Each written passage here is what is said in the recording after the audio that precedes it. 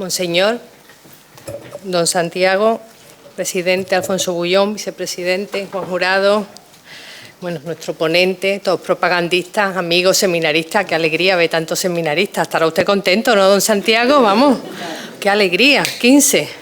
Qué bien, bueno, pues nada, muchísimas gracias a todos por estar aquí y agradecer, por supuesto, a, bueno, tanto a nuestro ponente como a los participantes que vendrán después en la mesa, pues su participación desinteresada. Y bueno, también al que ha hecho posible realmente la realización de estas primeras jornadas, que tanto ha sido como Juan Jurado, como secretario del nuevo centro, como Juan Diego, delegado de Apostolado de los Laicos de la Diócesis. Bueno, a ver si es posible, como ha dicho don Alfonso y don Santiago, que pongamos en marcha otra vez, ya que están ustedes aquí en el centro de Huelva, que tanta actividad tenía sobre los años 60.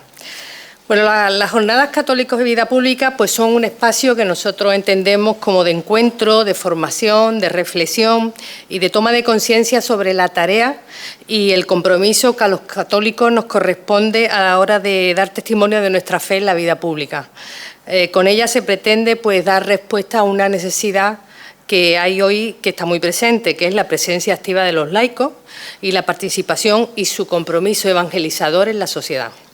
La Fundación Universitaria San Pablo Seu y la Asociación Católica de Propagandistas, a través de su centro, como ya se ha dicho aquí, en diversas ciudades de España y en colaboración con la diócesis correspondiente, pusieron en marcha a partir del año 2006, de las que usted participó, la primera vez en Huelva, esta iniciativa pues siguiendo el espíritu del Congreso Católico de Vida Pública, que empezó el año 1999 y que se desarrolló posteriormente y se desarrolla anualmente. Estas jornadas pues tienen realmente el mismo formato del Congreso, ponentes expertos en el tema que se va a tratar y unas mesas de testimonio que luego profundizan en este mismo tema. Bueno, pues un tema que nos preocupa mucho y es el que vamos a tratar hoy en esta jornada, que es la bajada de la natalidad, especialmente en España y en Europa, y sus graves consecuencias. Para hablarnos de ello, tenemos con nosotros al doctor Francisco José Contreras, propagandista muy comprometido con la vida y la familia y experto en demografía. Él es catedrático de Filosofía del Derecho en la Universidad de Sevilla, fue profesor titular en la Facultad de Ciencias Sociales y Jurídicas aquí en la Universidad de Huelva desde 1988 a 1996. Y sus líneas de investigación y docencia son historia del pensamiento jurídico, derechos humanos, religión y política y familia. Es autor de obras sobre los derechos económicos y sociales como Derechos Sociales, Teoría e Ideología, también sobre el historicismo filosófico y jurídico, con las obras La filosofía de la historia de Johann G. Herder o Savigny y el historicismo jurídico, y el pensamiento de Kant y la guerra, también sobre la compatibilidad entre liberalismo y catolicismo, liberalismo, con su obra Liberalismo, Catolicismo y Ley Natural, y una defensa del liberalismo conservador. Y también sobre la amenaza que representa el progresismo para la libertad y para la sostenibilidad social, con sus obras La fragilidad de la libertad y contra el totalitarismo blando.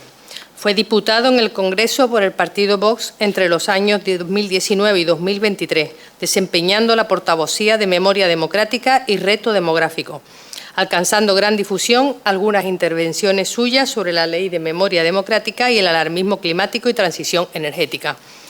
Ha recibido el Premio Legat La Cambra en 1999, el Premio Diego de Covarrubia en 2013 y el Premio Astoir 2014.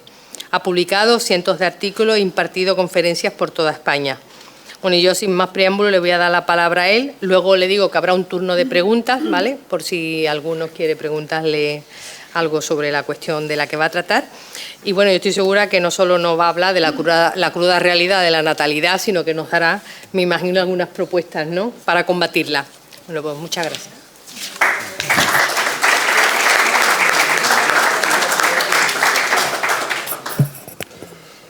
Yo me voy a bajar y lo voy a dejar para que ponga la presentación.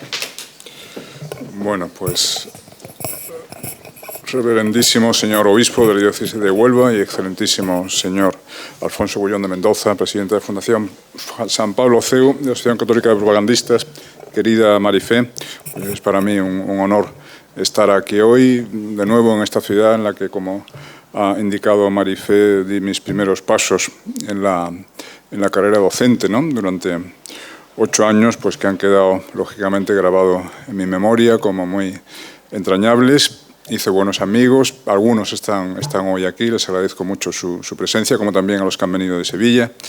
Y, en fin, un honor para mí y también una responsabilidad. Voy a intentar no aburrirles demasiado sobre este tema, que creo que es importantísimo. Está muy relacionado con la presencia de los católicos en la vida pública, la insuficiente presencia en este caso. Y, bueno, es una cuestión en la que se juega la supervivencia misma de nuestra nación y que, sin embargo, no recibe, a mi modo de ver, el grado de atención pública y no suscita el debate que debería suscitar, ¿no? Me he traído algunas diapositivas. No es al revés.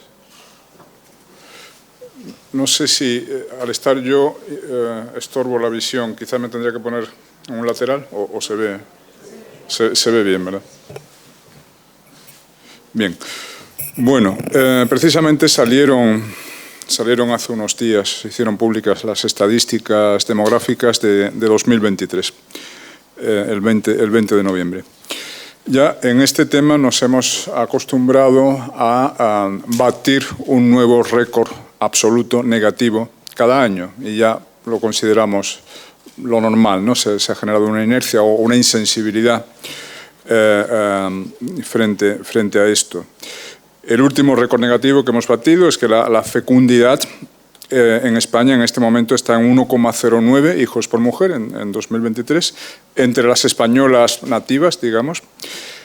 Pero si integramos, es decir, si contabilizamos también la población inmigrante, población residente, apenas varían las cifras. Es decir, en población residente la fecundidad sería de 1,12 hijos por mujer. Ese es un dato interesante, ya la pequeña discrepancia entre la población nativa y la población residente, siendo así que cada vez tenemos un porcentaje mayor de población extranjera, ¿no? España tiene un 13-14% de población extranjera.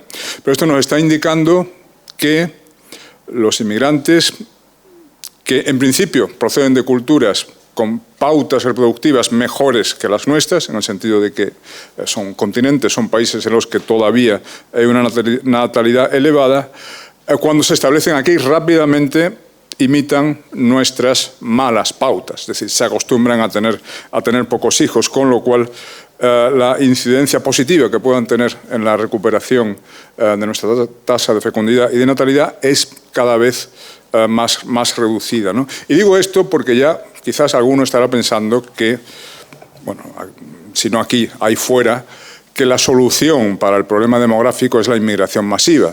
No hay problema, los españoles ya no quieren tener hijos, pues bien, se deja que entren X millones de marroquíes, senegaleses y ecuatorianos que sustituyan a los X millones de españoles que no han sido engendrados.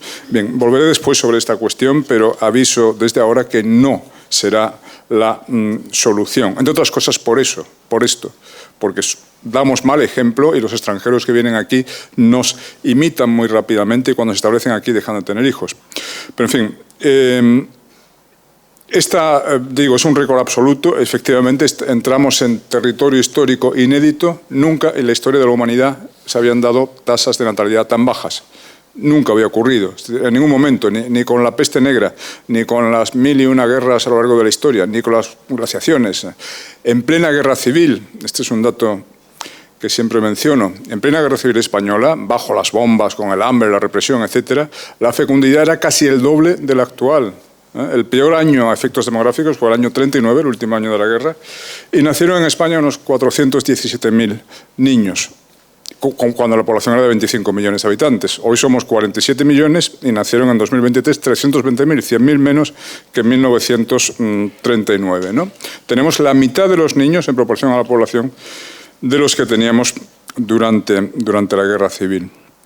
Hay ya varias comunidades autónomas que han quedado por debajo del hijo por mujer. Es el récord absoluto lo tiene Canarias, con 0,81 hijos por mujer entre las españolas nativas, Asturias 0,91, Cantabria 0,95, Galicia 0,96, Baleares 0,99. La región que escapa mejor es Murcia, pero bueno, en Murcia están en 1,27 hijos por mujer.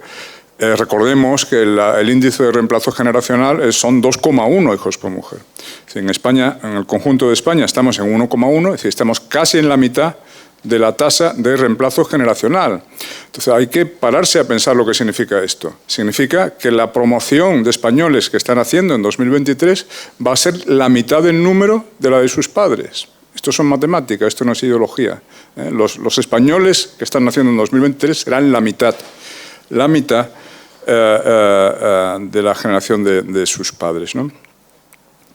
Bueno, y esto significa que bueno, esto a medio plazo no es sostenible. Es decir, una sociedad con 1, hijos por mujer está condenada al colapso.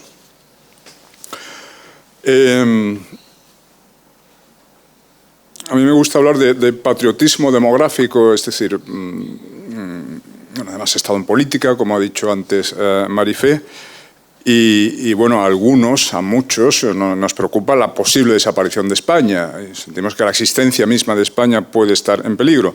Pero quienes piensan en el peligro de desaparición de España habitualmente están pensando en cosas como el desafío separatista, por ejemplo, que nos llevó al borde del abismo en 2017, en el tema catalán.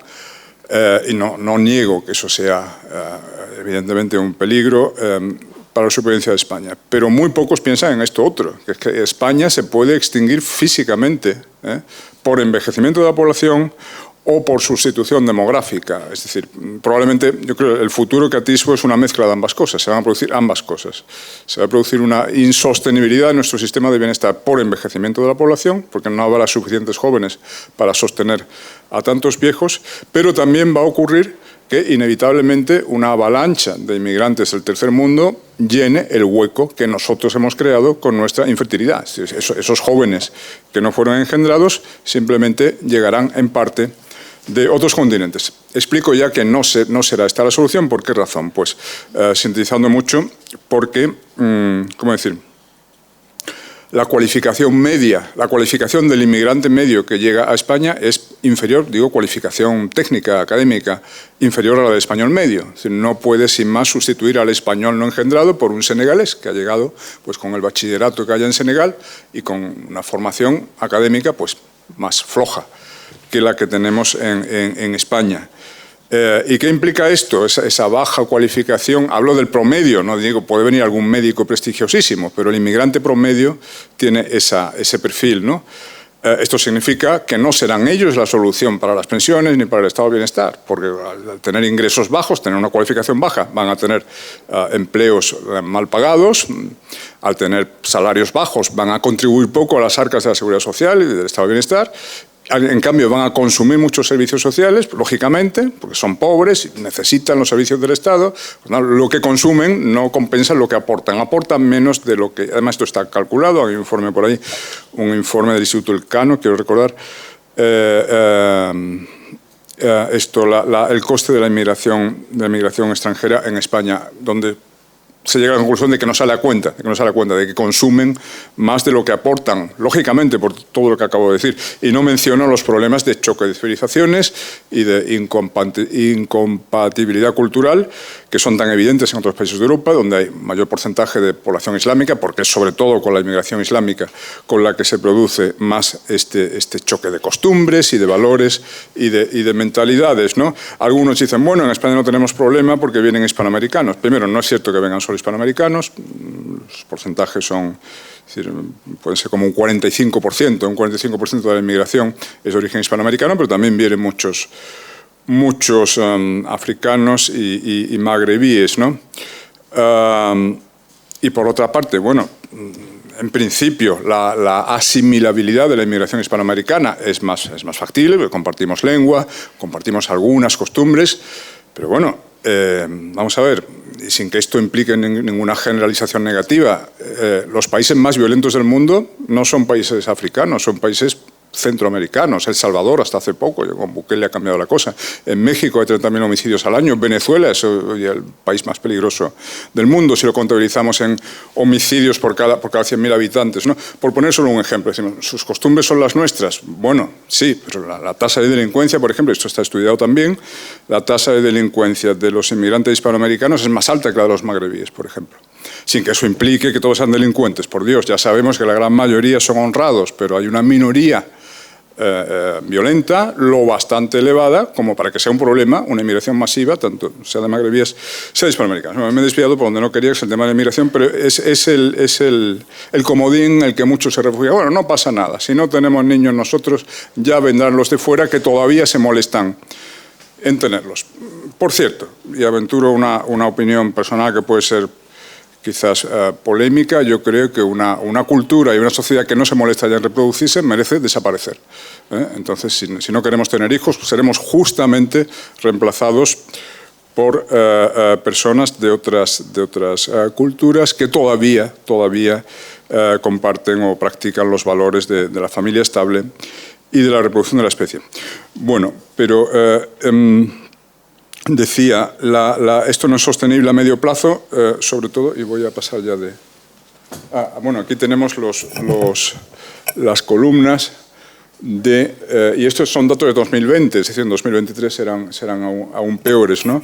Muertes por cada nacimiento en una serie de provincias españolas. Pues en Zamora, por ejemplo, vemos que en 2020 hubo 4,7 muertes de españoles nativos por cada nacimiento de español nativo. Y si incluimos a los inmigrantes, es decir, población residente, entonces la proporción es de 4,1 a 1. Es decir, mueren cuatro veces más de los que nacen. Es verdad que Zamora es la peor provincia para esto, ¿no? Pero bueno, aquí tenemos una veintena de provincias en las que en 2020 había pues doble, triple número de muertes que de nacimientos. Y apenas estamos entrando en la etapa más complicada, que es cuando nos jubilemos los boomers, los famosos boomers, los del baby boom, es decir, los hijos de la edad de oro demográfica española, que fueron los años 50, 60 y primera mitad de los 70. Digo edad de oro porque la tasa de fecundidad todavía era bastante alta, rozando los 3 hijos por mujer. Cuando yo nací, a mediados de los 60, fueron 2,94 hijos por mujer, 2,8, 2,7. Y en cambio la mortalidad infantil ya había sido drásticamente reducida, lo cual daba un saldo positivo muy amplio, un rápido crecimiento de la población. Muchos de algunos de los que estamos aquí somos boomers, ¿no? Somos hijos de... Cuando nos jubilemos todos esos, y estamos empezando a hacerlo ahora, apenas empezamos ahora, es decir, las promociones más numerosas de la historia de España, nos jubilemos todos, ¿qué va a pasar? O sea, ¿quién va a pagar nuestras pensiones? ¿Quién va a pagar la sanidad? Etcétera. Faltarán cotizantes y, como dije antes, la inmigración no es la solución. Aquí tenemos cómo se ha desplomado, ¿no? Cómo se ha desplomado la fecundidad en España, comparando las cifras de la fecundidad de 1976 con la actual. Bueno, pues en el conjunto de España se ha desplomado 2/3. Tenemos la tercera parte de los hijos que estábamos teniendo en el año 76, pero hay alguna comunidad autónoma, como el País Vasco, donde se ha desplomado un 80%. Es decir, tienen la quinta parte de los hijos que se tenían hace solo 45 años. La fecundidad se desplomó muy rápidamente a finales de los 70. En el año 81 ya perdimos la tasa de reemplazo generacional, los famosos 2,1 hijos por mujer, lo cual significa que llevamos ya 43 años por debajo del reemplazo generacional, ¿no? Y esto significa, por ejemplo, para que nos hagamos una idea de lo que implica esto, significa que hoy hay 3 millones menos de veinteañeros y treintañeros que hace solo 20 años. En España hay 3 millones menos de personas entre los 20 y los 39 años de edad. Excuso decir que esa franja de edad es la columna vertebral de una nación, ¿no? Es el periodo en el que uno se está formando, pero también el periodo en el que uno tiene más empuje, más inventiva, más creatividad y también, de manera clave, es el periodo en que se tienen hijos. Tienen hijos los treintañeros. Hoy día ya pocos los tienen antes de los 30. Este es otro problema, el aplazamiento constante de la primera maternidad. Hoy día el promedio en España está en los 32 años. La española promedio tiene su primer y único hijo, porque hemos visto que era 1,1, a los 32 años. Decía, se tienen los hijos de la treintena y cada vez hay menos treintañeros. Entonces esto genera una inercia ya puramente matemática. Faltan mujeres en edad fértil para... Algunos demógrafos hablan de la trampa de la baja fecundidad, un umbral de irreversibilidad. Por ejemplo, Jan Sobotka dice que son los 1,5 hijos por mujer. Un país que cae por debajo de 1,5 ya no podrá recuperarse porque ya no habrá bastantes mujeres en edad fértil. Aunque milagrosamente de pronto a las españolas les diera por tener 4 hijos por mujer, llegará un momento en que serán tan pocas que ya no bastará para relanzar la natalidad, ¿no? Ya digo, esto es una espiral puramente matemática. Bueno, entonces, 3 millones menos de jóvenes que hace 20 años. Pensemos que en la guerra civil murieron 270.000 españoles. Es decir, estamos hablando como 10 guerras civiles. Obviamente esos jóvenes no han sido muertos, sino que no llegaron a ser engendrados. No llegaron a existir. Y la consecuencia de esto es... Bueno, aquí tenemos más comparaciones de mortalidad y natalidad, etcétera, para que se entienda la sangría demográfica que implica la baja natalidad. Uy, lo estoy haciendo al revés, perdón. Lo estoy haciendo al revés. Bueno, aquí vemos cómo llevamos ya 10 años en déficit de crecimiento vegetativo negativo, de crecimiento vegetativo, con más muertes que nacimientos. Y aquí vemos la pirámide de población española en 1950. En 1950 era una verdadera pirámide, es decir, había más niños que jóvenes, más jóvenes que maduros y más maduros que ancianos, ¿no? Aquí tenemos la pirámide de 2021. Vemos que ya no es pirámide. Yo antes solía decir que ahora la gráfica de edades tiene la forma de una mujer con anchas caderas. Y una vez me dijeron que eso era un símil machista. Desde entonces digo que tiene forma de rombo. Tiene forma de botijo. Pero como vemos, los tramos de edad más numerosos son los intermedios. Es decir, España es un país de cincuentones. España es un país de cuarentones y cincuentones. Los más numerosos somos los que tenemos entre 45 y 65 años, es decir, los que nacimos en la edad de oro demográfica de los años 60 y principios 70. Y lo que vemos es que en los estratos inferiores, en los tramos de edad inferiores, hay una dentellada enorme. Faltan millones de veinteañeros, adolescentes, etcétera.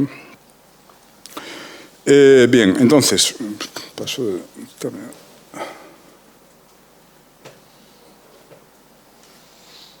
Bueno,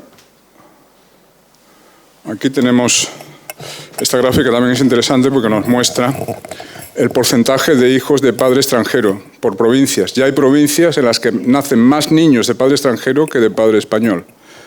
Cuando digo padre extranjero, quiero decir o el padre o la madre o ambos. Frecuentemente son ambos, ¿no? Porque hay pocos matrimonios mixtos.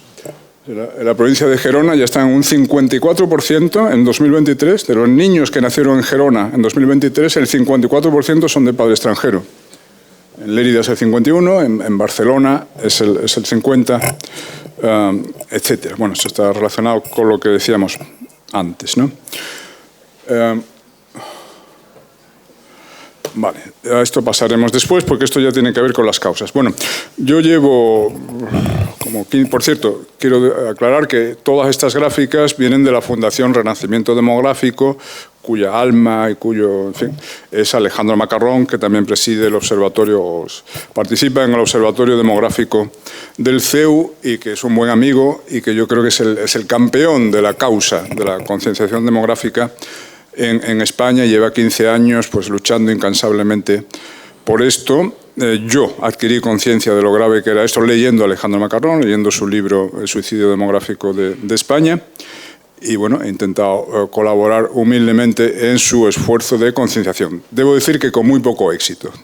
Hemos fracasado, Alejandro y yo, en suscitar debate, suscitar conciencia sobre esto. No es pesimismo gratuito. Es decir, el CIS pregunta en sus encuestas cada año, les pregunta a los españoles cuáles consideran que son los problemas más graves de España. Nadie menciona jamás el tema demográfico. Nos dicen que el paro, cuando había terrorismo decían que el terrorismo, ahora empieza a aparecer la inmigración, que tiene relación con esto, pero nadie relaciona la inmigración con el hecho de que los españoles no engendramos, ¿no? Es decir, la actitud por defecto sigue siendo una actitud neomalthusiana, que hay un malthusianismo ambiental, es decir, el ciudadano medio simplemente piensa que hay demasiada gente en el mundo y, por tanto, no está mal que nazcan pocos niños, porque es que ya somos demasiados, es que ya no cabemos. Le añadimos la presión ecologista y toda la paranoia catastrofista de que consumimos demasiados recursos naturales, emitimos demasiado CO2, etcétera, y al final lo que te resulta es que el español medio piensa que no es estupendo, no sé si es estupendo, pero al menos es indiferente que nazcan pocos niños, ¿no? Entonces, esto es lo primero que yo encuentro cuando intento hablar, en fin, hablo con la gente sobre el tema, que no hay conciencia de la gravedad del asunto. Segundo, quienes admiten que es un problema suelen refugiarse en la hipótesis de que, ¿cómo decir?, de que las causas de esto son causas socioeconómicas, ¿no? Son causas socioeconómicas. Esto en las redes sociales, yo soy muy activo en redes sociales y me lo encuentro constantemente. ¿Quién va a tener hijos con los caros que están los pisos? ¿Pero quién va a tener hijos con lo precarios que son los contratos, lo bajos que son los salarios? Bueno, la tesis más importante que hoy querría, en fin, intentar transmitirles es que las causas del hundimiento de la natalidad no son socioeconómicas, no son socioeconómicas. Si fueran socioeconómicas, ¿cómo explicar que nuestros abuelos en los años 40, en la penuria de la posguerra, o en los años 30, bajo las bombas de la guerra civil, tuvieran el doble de hijos que nosotros? Es decir, si alguna correlación entre nivel de renta y fecundidad hay, es una correlación de proporcionalidad inversa. Es decir, cuanto más ricos somos, menos hijos tenemos, ¿no? Los últimos países del mundo que tienen todavía tasas de fecundidad muy elevadas, son países de África Central, del Sahel, etcétera, bueno, son los países más pobres del mundo. Y viceversa, los países más ricos del mundo tienen todos tasas de fecundidad muy bajas. En Corea del Sur tienen el récord negativo mundial, 0,7 hijos por mujer, ya es un tercio del reemplazo generacional, ¿no? En Singapur están en 0,9, un hijo por mujer. El país más rico de Europa es Luxemburgo. En Luxemburgo están en 1,3 hijos por mujer, un poquito mejor que en España. Pues es el país más rico de Europa, ¿no? Es decir, ¿qué salarios hacen falta para que la gente se decida a tener hijos? Es que no, simplemente no cuadra la explicación, pero una explicación cómoda porque implica que el problema es pasajero, que cuando por fin superemos estas dificultades económicas, pues entonces ya los jóvenes se decidirán a tener hijos. No es así, no tiene nada que ver. Tampoco tiene nada que ver la precariedad laboral y tal, porque entonces los funcionarios tendrían 6 o 7 hijos, y lo cierto es que tienen los mismos que los trabajadores, los mismos pocos, que los trabajadores por cuenta ajena, ¿no? Entonces, lo primero para afrontar el problema con seriedad es no autoengañarnos con estas pseudoexplicaciones. No tiene que ver con la crisis económica. Cuando España iba bien, aquellos años de Aznar, los primeros años de Aznar, finales de los 90, ahí tocamos fondo demográficamente por primera vez. La fecundidad llegó a estar en 1,15 en el 98, cuando España iba bien, y es cierto que estaba creciendo, había casi pleno empleo y fue un periodo de crecimiento y tal.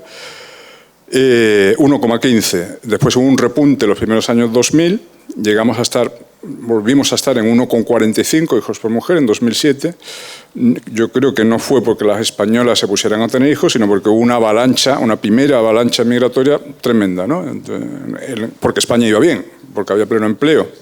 Entonces, aquellos inmigrantes todavía sí venían con más ganas de tener hijos. Hubo un repunte, subió a 1,45 y ahora ha vuelto a desplomarse, como vimos antes, a 1,09. Pero te quiero decir que el récord negativo anterior data de una época de crecimiento económico. Luego, no hay ninguna relación entre la situación económica y la situación demográfica. Si hay alguna, es de signo inverso al que la gente presupone, ¿no? Bueno, entonces, si las causas no son socioeconómicas, y ya llegamos a lo que nos importa más como católicos, ¿qué tipo de causas son? Yo creo que son causas morales y culturales. Tienen que ver con los valores, tienen que ver con las creencias, tienen que ver con la visión del mundo. ¿Y cuál es la cosmovisión por defecto en la sociedad occidental actual? Es decir, digamos, la cosmovisión que se respira ambientalmente o que se da por supuesta, pues el materialismo como visión del mundo, es decir, somos materia y no somos seres espirituales, por tanto, yo creo que hay un agnosticismo práctico más o menos mayoritario, y el hedonismo como filosofía moral, ¿no? El sentido de la vida estriba en pasarlo lo mejor posible. El sentido de la vida estriba en disfrutar. Entonces, entre esas causas morales del hundimiento de la natalidad, el declive de la religión, el retroceso del cristianismo, es una causa fundamental, por supuesto. Es decir, la perspectiva religiosa cambia todo absolutamente en lo que se refiere al deber de procrear, es decir, pienso que el cristiano, no ya solo el cristiano, el teísta, ¿no? También las otras religiones. Por cierto, la islámica es la última que todavía se toma esto en serio, la última religión que todavía se toma esto en serio. También los judíos ultraortodoxos. Bueno, pues ven la procreación como una colaboración con el Creador. La creación no está completa. La creación no es algo que tuvo lugar allí al comienzo de los tiempos y ahí quedó, sino que la creación continúa.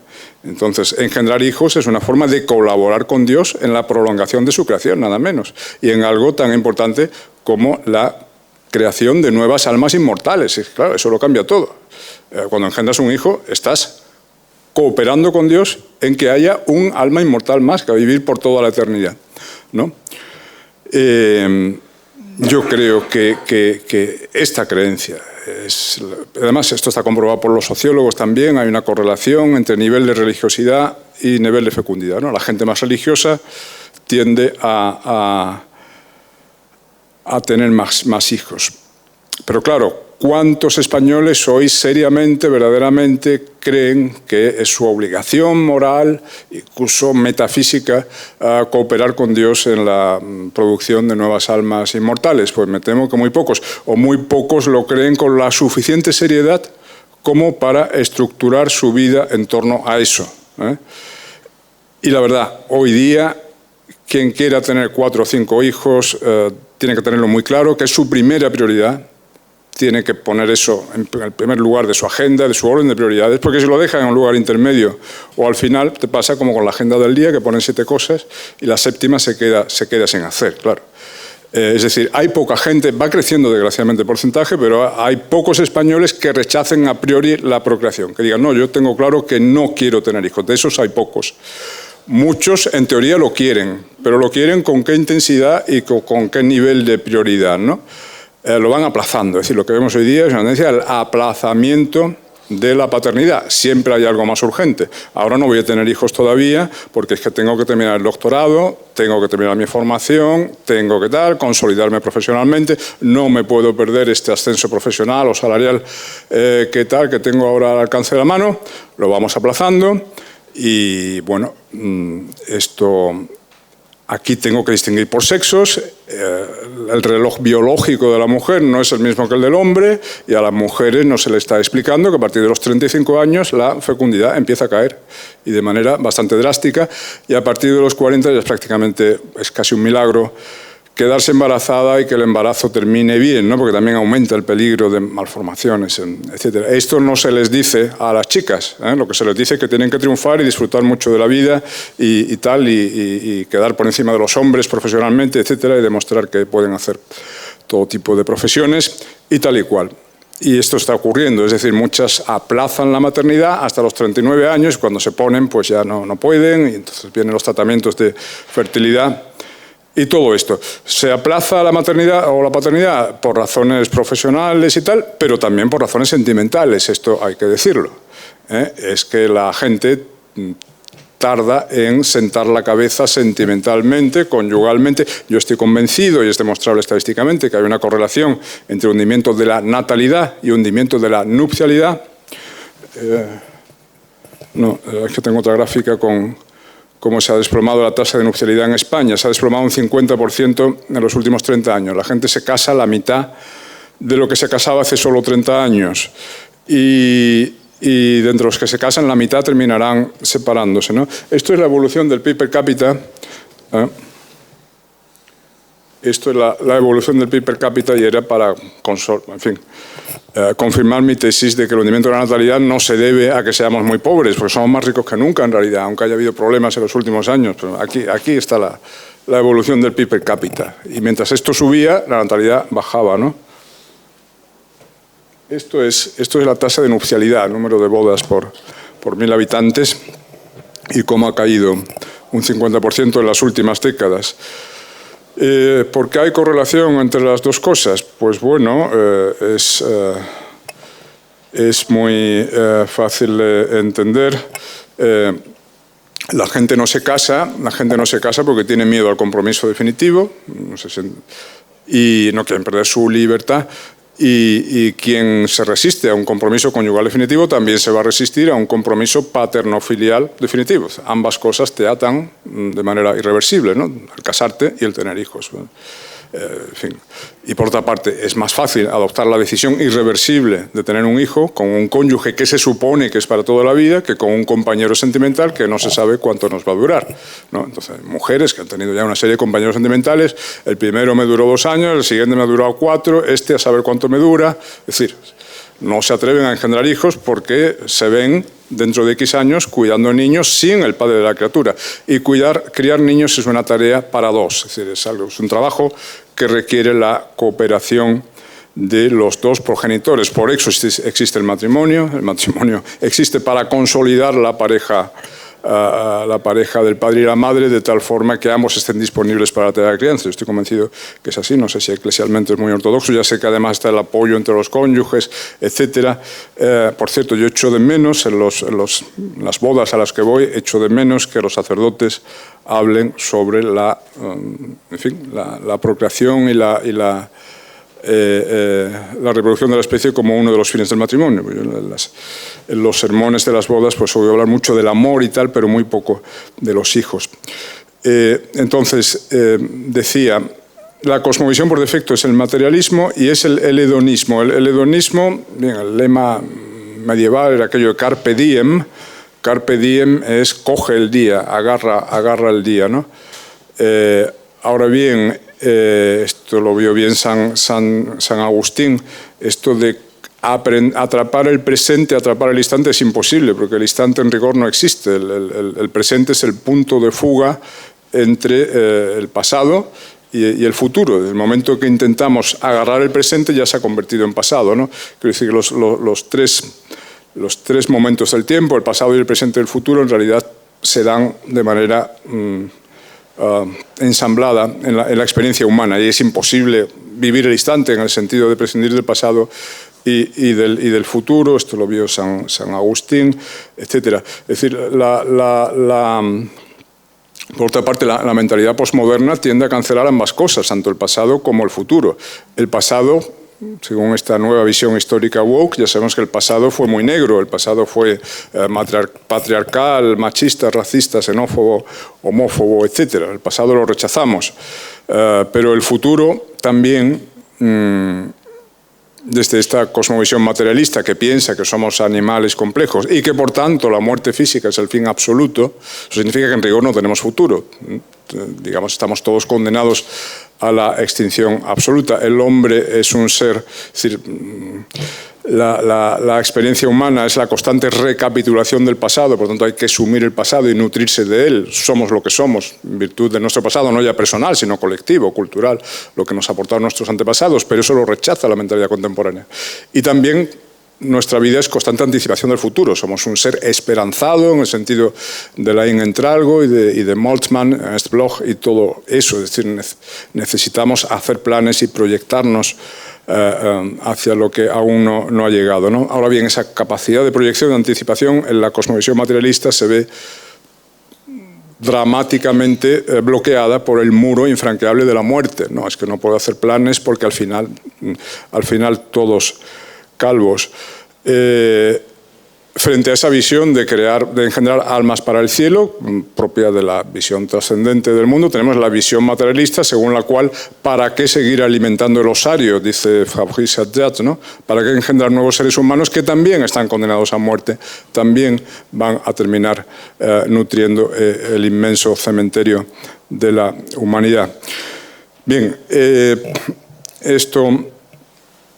quería hablar un poco sobre mi experiencia política en estos temas.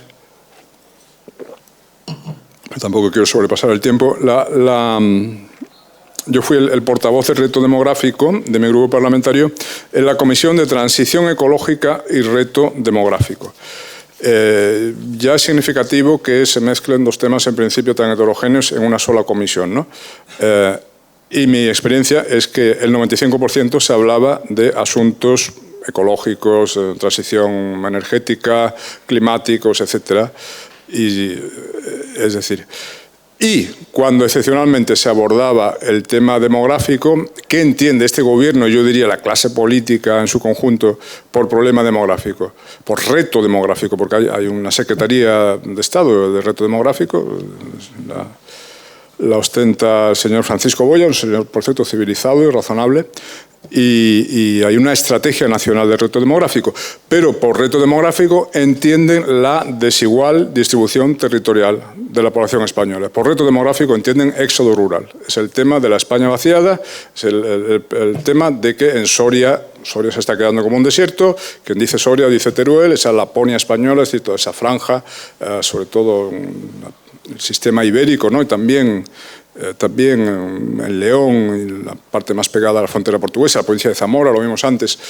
Bueno, hay una serie de desiertos interiores, de zonas que se están quedando despobladas. Yo no digo que eso no sea un problema, no digo que sea un problema, digo que es un problema de segundo orden, en parte relacionado con el principal, que es la infranatalidad. Es decir, el tema es que no nacen niños, ni en Teruel ni en Madrid.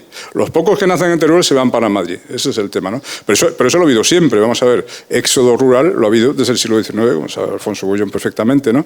Es algo asociado a la modernización y la industrialización. Los jóvenes van allí donde hay oportunidades. Es un problema, digamos, de segundo orden. Pero se desvía el debate y la atención hacia esto, de la desigual distribución territorial de la población, para no tener que hablar del problema primario, que es que no nacen niños, que es que se ha hundido la natalidad. Y esto es tabú para los políticos, sobre todo los de izquierda, bueno, diría más bien los progres de todos los partidos, porque los hay en todos los partidos, ¿no? Es decir, es tabú, no se quiere hablar del hundimiento de la natalidad. Cada vez que en mis debates con el señor secretario de Estado de Reto Demográfico yo intentaba llevar la cosa hacia la natalidad, él me decía que lo de la natalidad él no se podía meter porque los socialistas respetan la sagrada libertad de las mujeres. Es decir, este es un tema privado y no seremos nosotros quienes les impongamos a las mujeres cuántos niños deben tener. Entonces, todo esto. Bueno, me olvido ya de las diapositivas porque no hay tiempo para todo.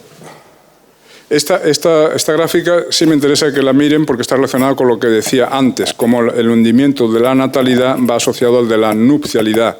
Lo que está ocurriendo es que no es que ya no se formen parejas, se siguen formando parejas, pero son parejas de hecho. La pareja de hecho está sustituyendo al matrimonio como fórmula estándar de convivencia entre los sexos. Pues bien, la pareja de hecho es más frágil, dura menos estadísticamente que el matrimonio y también menos fecunda, como se ve aquí. Y es lógico, si no se sabe cuánto tiempo vamos a estar juntos, va a ser solo mientras dure el amor. Y por amor entienden el enamoramiento, es decir, la pasión amorosa, lo cual es un error también, ¿no? Pues claro, es más difícil dar el paso de tener hijos. Pero bueno, vuelvo a lo que quería decir. Que sí, esto de que no hay que meterse en la libertad de las mujeres, este es un dogma muy extendido y si queremos plantear en serio el problema demográfico, tenemos que atacar ese dogma. Es el dogma de la separación absoluta entre la vida privada y la vida pública, o la esfera privada y la esfera pública. La esfera privada es sagrada, lo que cada uno, cómo viva cada uno el sexo, el amor, la familia, la reproducción, eso le compete a su conciencia y, digamos, el Estado, el derecho, intelectuales no podemos entrar en eso. Es decir, eso es intocable, eso es incuestionable. Es el dogma de la absoluta equivalencia de todos los estilos de vida privado.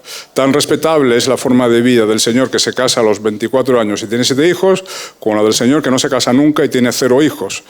Todos tienen derecho a vivir su vida privada como quieran, a vivir el amor como quieran, etcétera, etcétera. Tenemos que derribar ese dogma, porque es falso. No es cierto que en la realidad se dé esa separación entre lo público y lo privado. Las decisiones privadas serán todo respetable que se quieran, pero la decisión privada de no tener hijos, multiplicada por 40 millones, nos da un país inviable, y es lo que está ocurriendo. Las decisiones privadas, el cómo vivamos, el sexo, la familia, etcétera, tiene consecuencias públicas, claro que lo tiene. En nuestro caso, está teniendo consecuencias de insostenibilidad y de hundimiento del país a medio plazo, ¿eh? Por tanto, debemos cuestionar esto. Esto no significa, a ver, porque cuando uno argumenta de esta forma, rápidamente te salen los demagogos y los tergiversadores diciendo que, claro, tú lo que quieres es tratar a las mujeres como vacas lecheras y encerrarlas en granjas y ponerlas a tener niños a la fuerza. Y siempre citan lo del cuento de la criada, ¿no? Que es esta distopía de Margaret Atwood, una novela de los años 80, que ha sido llevada al cine y donde se especula con un escenario de este tipo en Estados Unidos, en el futuro, una situación de hundimiento demográfico, pues toman el poder unos fanáticos religiosos que encierran a las mujeres en tal y las obligan a tener hijos. Bueno, vamos a ver, esa es una falsa disyuntiva, la disyuntiva entre una distopía, cuento de la criada, y la... Pero, sí, ya termino. No, falsa disyuntiva, ¿no? Falsa disyuntiva porque como si las dos únicas opciones contemplables fuesen esas dos opciones radicales, porque yo entiendo que la nuestra actual es también radical, cabrá una vía intermedia razonable, ¿no? No se puede, no se debe obligar a nadie a tener hijos, pero sí se puede fomentar. Se puede fomentar de muchas formas, por ejemplo, con la educación. ¿Qué tal si probamos a educar a los niños y a los jóvenes para la familia, para el amor responsable, para la paternidad, para el matrimonio, en lugar de educarlos para el libertinaje, que es lo que de hecho se está haciendo, ¿no? Y en algo hay que educarlos, porque la neutralidad, que es lo que dicen... Yo me considero liberal conservador, pero hay cierto tipo de liberal, liberalio, los llaman algunos, exquisito, ¿no? Que es, neutralidad, el Estado no tiene que meterse en eso. El Estado inevitablemente se mete en eso. Desde el momento que hay un derecho de familia, por ejemplo, el derecho de familia tendrá que tener una inspiración u otra, ¿no? En el momento que hay educación sobre estas cuestiones, pues esa educación tendrá que tener un signo ideológico u otro. Es decir, es imposible la neutralidad. Y como el Estado se tiene que mojar en estos asuntos, pues bien que se moje a favor de la reproducción, a favor de la estabilidad familiar, en lugar de mojarse a favor de la anarquía amorosa y del libertinaje. Esto que estoy explicando, esta doctrina que defiendo en estos asuntos se llama perfeccionismo y es defendida por filósofos morales y filósofos del derecho importantes en la actualidad como Joseph Rush o Robert George en Estados Unidos. Bueno, como veo que debo terminar, ¿no? Sí. Pues nada, siempre una cosa más y ya termino. Esto de superar la neutralidad. Algo que hay que atreverse a decir también no es solo que los matrimonios tengan más hijos que las parejas de hecho, es que los matrimonios también educan mejor. El niño que se cría con su padre y madre casados entre sí y que siguen casados entre sí hasta que el niño llegue a la mayoría de edad, va a tener mejores resultados académicos, va a tener menos probabilidad de caer en la pobreza, va a tener menos probabilidad de caer en alcoholismo, drogadicción, delincuencia juvenil y otros comportamientos disfuncionales. Esto es confirmado estudio tras estudio, allí donde se atreven a investigar estas cosas, porque en España hay una prohibición tácita de meterse en estas investigaciones. En Estados Unidos todavía se estudia, se compara y siempre lo que sale es que el modelo clásico, es decir, basado en el matrimonio entre hombre y mujer, sin divorcio, es el matrimonio que permanece, es el que da mejores resultados para los niños. Los grandes perdedores de toda esta revolución moral, sexual, son precisamente los niños. Niños que no llegan a ser engendrados, por las razones que vimos antes, y que si son engendrados van a sufrir las consecuencias de los vaivenes amorosos de sus padres. No es lo mismo para un niño criarse con su padre y su madre, sobre todo si están casados entre sí, que criarse con la madre y el nuevo compañero sentimental de la madre. ¿Por qué nadie se atreve a decir esto? Porque hay miedo a herir, porque hoy día ya hay montones de gente que no viven el modelo familiar clásico por diversas razones. Esto es un error no atreverse a hablar del asunto por miedo a herir, y es un error sentirse aludido, sentirse ofendido, porque no se trata de juzgar personalmente a nadie. Ya sabemos que la vida es muy complicada. Muchos han terminado en situaciones, digamos, irregulares contra su voluntad, porque han sido abandonados, o simplemente que han padecido la cultura ambiental libertaria, etcétera. No somos todos hijos de nuestro tiempo, y nuestro tiempo es disfuncional en estos asuntos. Entonces, no se trata de enjuiciar moralmente a nadie, por tanto nadie debe sentirse juzgado, pero sí debemos juzgarnos como sociedad. Como sociedad vamos hacia la insostenibilidad por este camino. No debe haber tabúes sobre esto por falsos respetos emocionales que no tienen mucho sentido. Bien, perdón, termino aquí. Muchísimas gracias.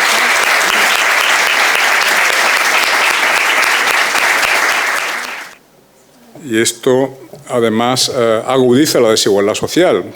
Debería preocupar a la izquierda. Quiero decir, la desestructurización familiar se da más en los pobres que en los ricos, ¿no?